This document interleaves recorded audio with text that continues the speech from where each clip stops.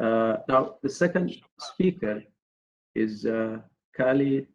Professor Kalle Taneli. I'm sorry, I once again, I've got to apologize for my ignorance, for not being able actually to pronounce the name correctly as it should be. I tried to ask my colleague, Dr. Mu'taz, this morning, and I practiced, but I think I failed miserably. So his submission is going to be entitled Towards an Account of Vice in Islamic Ethics. The floor is yours, please. Thank you very much, and apologies for only being able to join a minute ago. First of all, if I could just get somebody to show a thumbs up that you're actually able to hear me. Thank you. That's wonderful. Okay, so my presentation for today is very short, very programmatic, and very light on specifics. As the first word in that talk title indicates, it's that what I'm going to say is more by way of gesture and intuition rather than anything firm and fixed at this point. That said, what I hope to do in the 20 or so minutes allotted to me is to at least manage to persuade some of you that there's a field of study that's worthy of our attention in relation to Islamic virtue ethics that should be of interest both to scholars of virtue ethics and to scholars of Islamic ethics. And the kind of the proposition in its shortest possible form is that in addition to investigating Islamic virtue ethics, I think that it would be of some interest, at least again, to theorists or people wanting to provide theoretical accounts of how ethics has been dealt with by Muslim authors, if we supplemented an Islamic virtue ethics with, for lack of a better word, I'll call Islamic vice ethics. That's to say, accounts of the vices in the context of ethical theory. So that's a sort of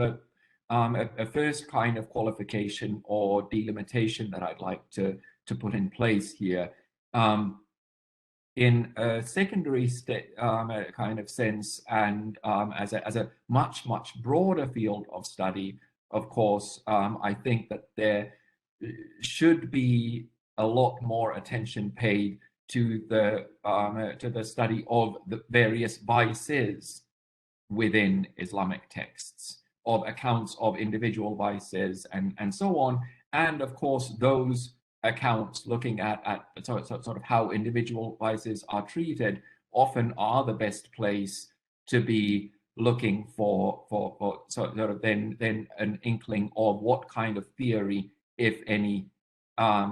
is at the background of those kinds of treatments of individual vices, and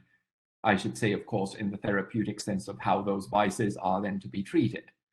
But I do think that we have some materials towards that, of course, already in the works of various kinds of historians and intellectual historians and so on, as well as religious studies scholars above all. What I'm wanting to point to is the lack of attention to theories of vice or accounts of vice as such, of the sort of the overall of concept of vice in the Islamic tradition, or presumably various conceptions, because we have to assume that the same way that we have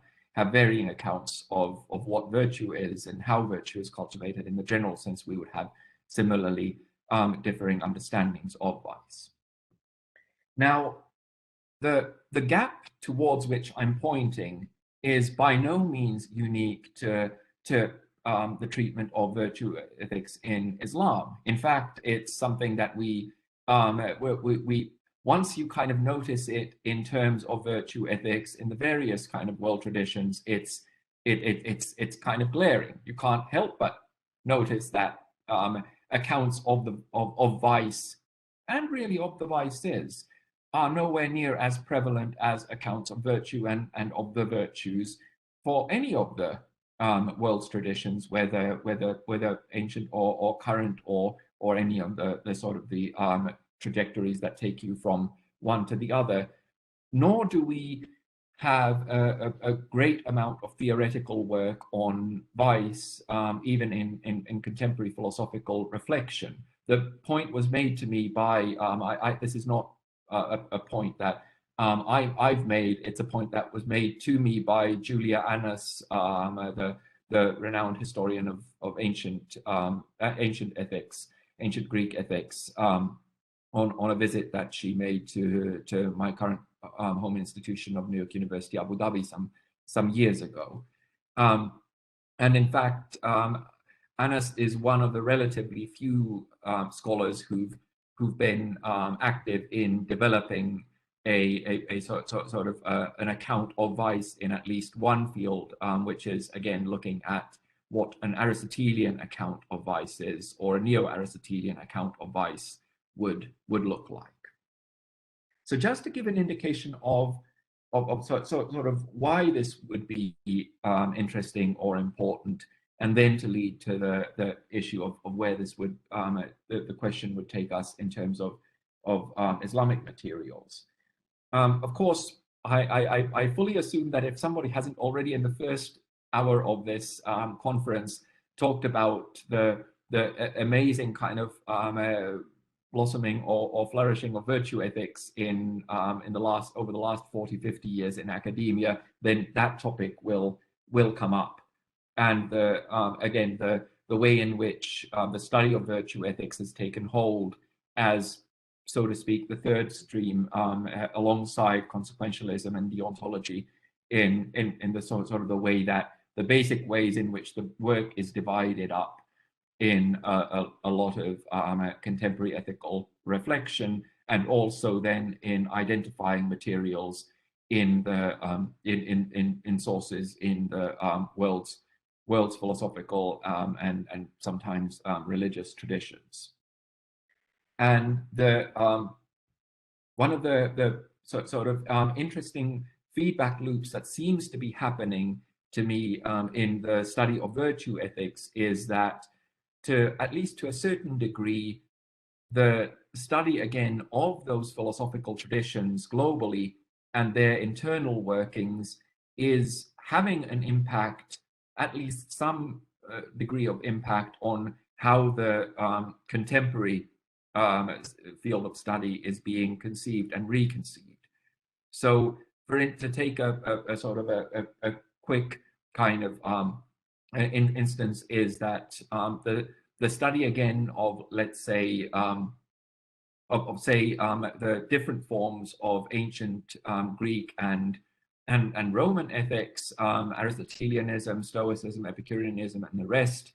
on the one hand, and on the other hand, the study of Confucianism and Confucian character-based ethics has led some scholars to question, with all sincerity, whether virtue ethics is a natural kind term, whether it actually picks out a sort of a single field of study or a unitary conception of how ethics is supposed to work. We of course have some sort of some statements that are considered seminal in the current field of study. Let's say starting now from the essay Modern Moral Philosophy, where there's gestures are made towards, again, something like a character-based ethics that would defend its place alongside, once more, sort of consequentialism and deontology, and following that, then numerous again sort of programmatic statements by various eminent scholars. But despite this, for instance, I have a highly valuable colleague in the New York University system who, in talking about Aristotle, insists that Aristotle is not a virtue ethicist, by pointing out to the fact that, okay, this colleague's interpretation is that because Aristotle places such high value on eudaimonia, sort of felicity, happiness, flourishing, however you decide to translate that term into English, because Aristotle is so predicated on, let's say, the pursuit of happiness, and because you can read Aristotle, and this colleague does, in a way that privileges happiness as the possession of certain goods, for instance, the goods afforded by contemplation and so on, that the virtues which Aristotle does describe in great detail in his Ethics are in fact subject to the project of happiness. So for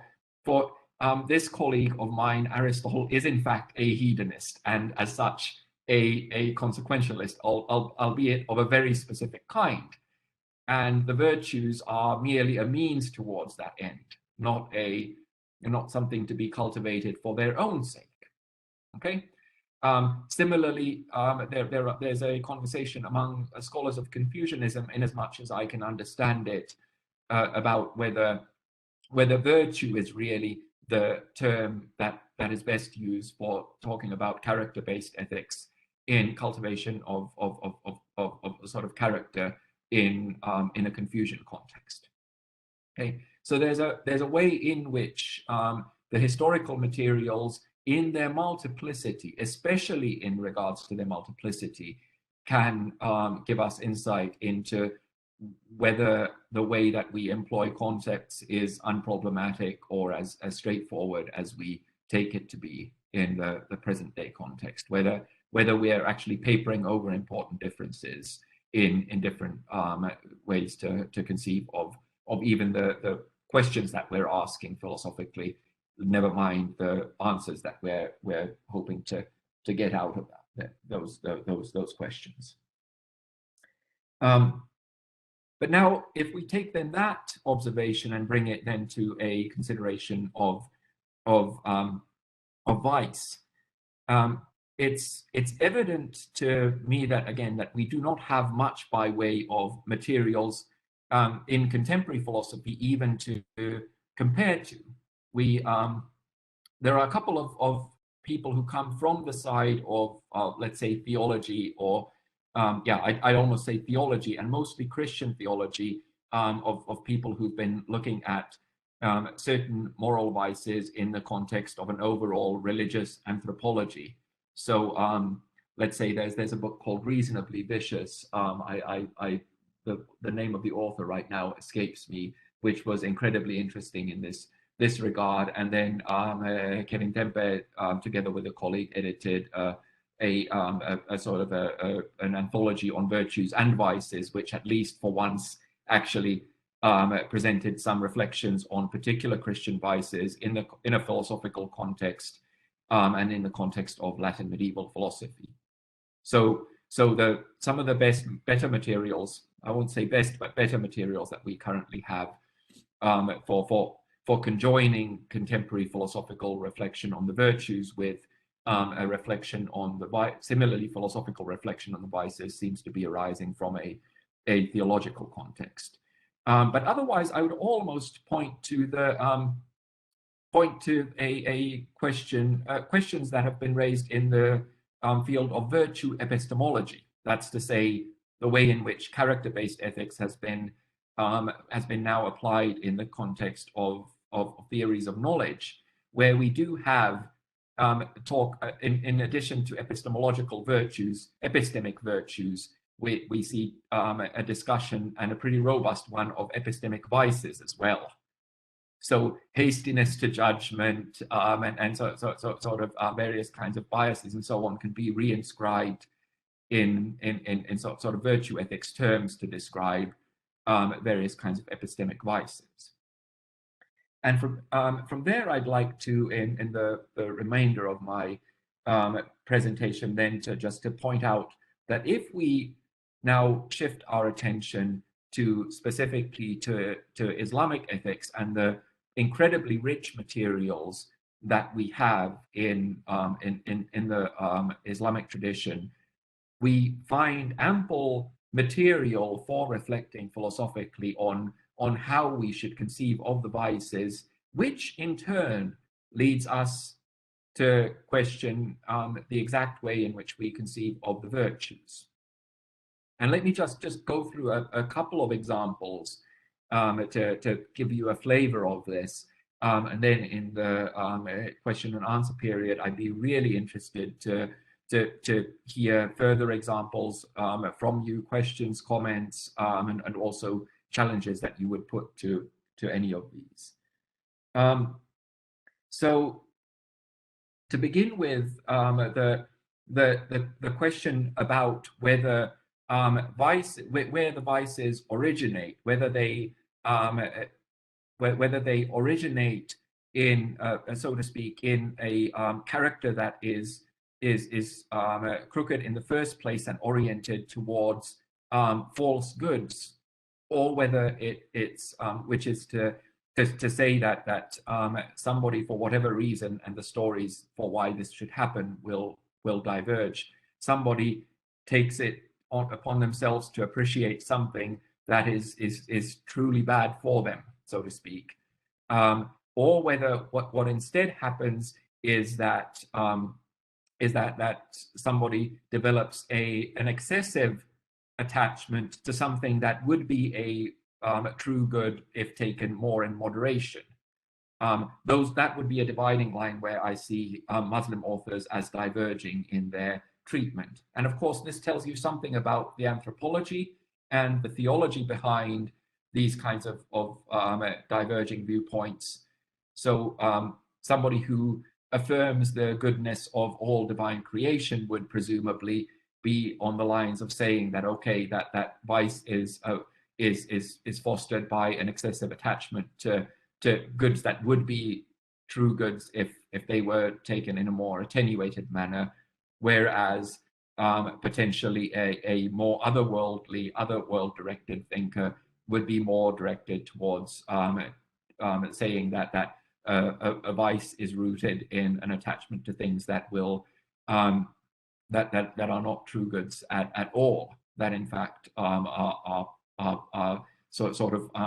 idols, in to take one religious term, or otherwise sort of belong in the dunya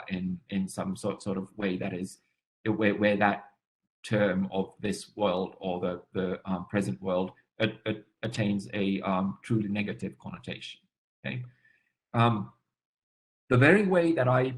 provided that example already might be used to sort of